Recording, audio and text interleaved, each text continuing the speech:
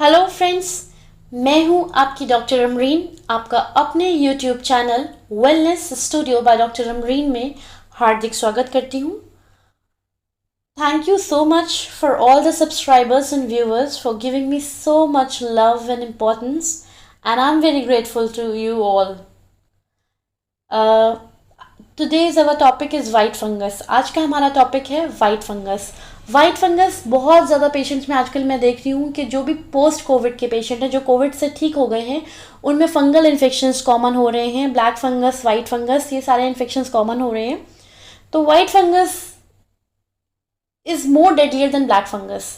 White fungus जो है वो ब्लैक फंगस से कहीं ज़्यादा ख़तरनाक है। कहीं ज़्यादा ख़तरनाक इसलिए क्योंकि उसका जो वायलेंस है, जो डिजीज़ कॉजिंग पावर है, वायलेंस का मतलब होता है डिजीज़ कॉजिंग पावर, जो उसका रोक देने की जो उसकी क्षमता है वो ब्लैक फंगस से कहीं ज़्यादा है। ब्लैक फंगस तो उनको अफेक्ट करती है जिनका इम्यून सिस्टम बहुत पुअर हो, पर वाइट फंगस उनको भी अफेक्ट कर सकती है जिनका इम्यून सिस्टम थोड़ा भी पुअर हो।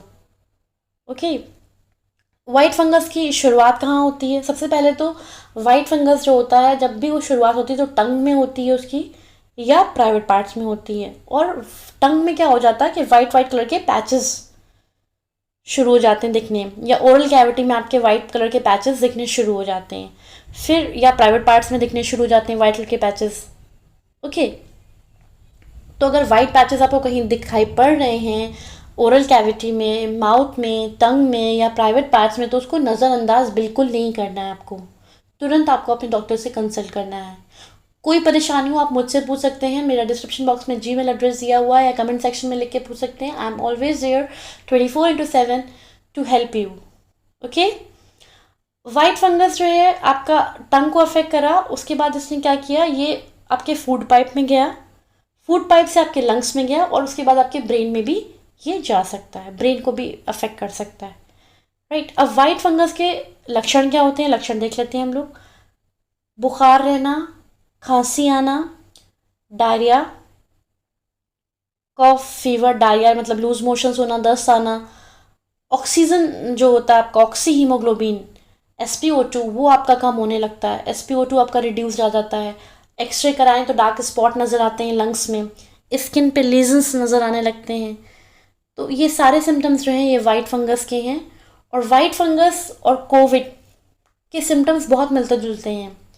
तो इसके सिम्टम कह सकते हैं हम लोग कोविड लाइक सिम्टम्स हैं, क्योंकि इसमें भी कॉफिंग हो रही है, खांसी आ रही है, फीवर आ रहा है, बुखार आ रहा है, और SpO2 लेवल्स में भी डाउन हो रहा है। पर इसको हम डिफ्रेंशिएट कैसे करेंगे कोविड से और वाइट फंगस से? कोविड टेस्ट, जब भी वाइट फंगस अगर किसी को भी होगा, उसका जब कोविड टेस्ट हम कराएंगे तो वो निगेटिव आएगा, क्योंकि वो कोविड तो होता नहीं है, वो फंगस होता है, तो उसका कोविड टेस्ट निगेटिव होगा। अब वाइट फंगस को हम डायग्नोसिस कैसे करते हैं? एक्सरे से करते हैं या CT स्कैन से करते हैं। ओके, अब वाइट फंगस होने के चांसेस किन किन लोगों में होते हैं या कारण क्या हैं?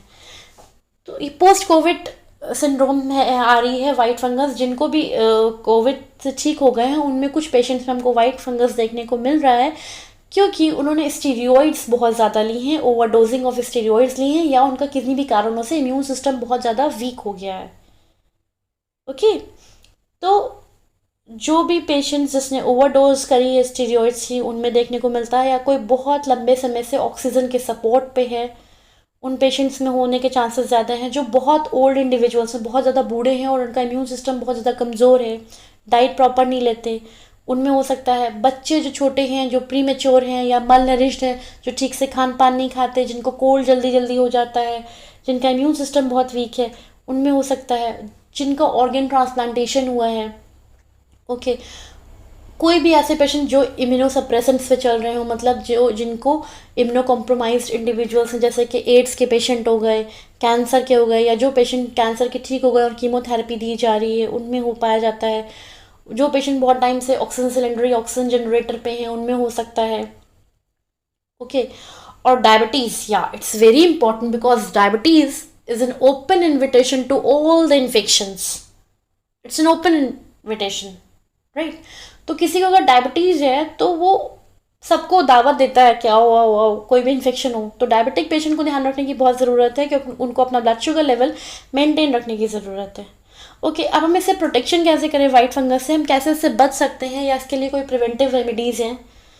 तो फर्स्ट ऑफ ऑल मैं आपको बता दूं कि white fungus is not how, okay, तो इसे डरने की ज़रूरत नहीं है आपको। ठीक है, ये डेडलियर डिजीज़ है, पर फंगस तो हमारे हर एनवायरनमेंट में एग्जिस्ट करती है, फंगस तो हर जगह पाई जाती है, पर इतनी ज़्यादा प्रेवलेंट नहीं थी, अभी प्रेवलेंट हुई है, इस टाइम प्रेवलेंट हुई है, कोविड एरा में प्रेवलेंट हुई है।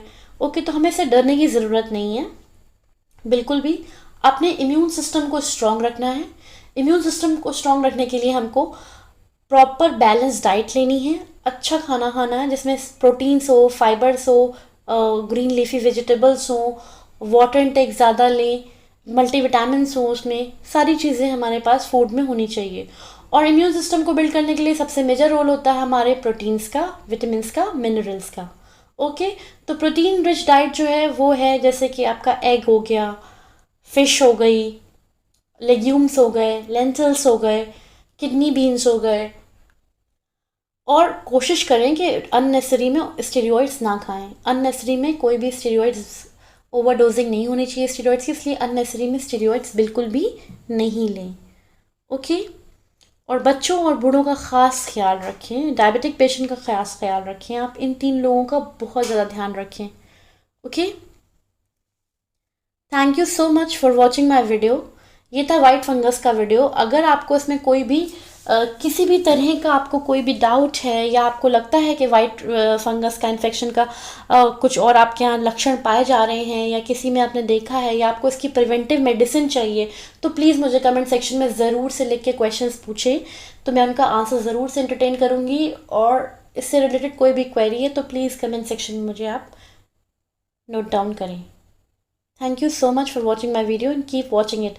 Don't forget to press the bell icon because I am making videos just for you.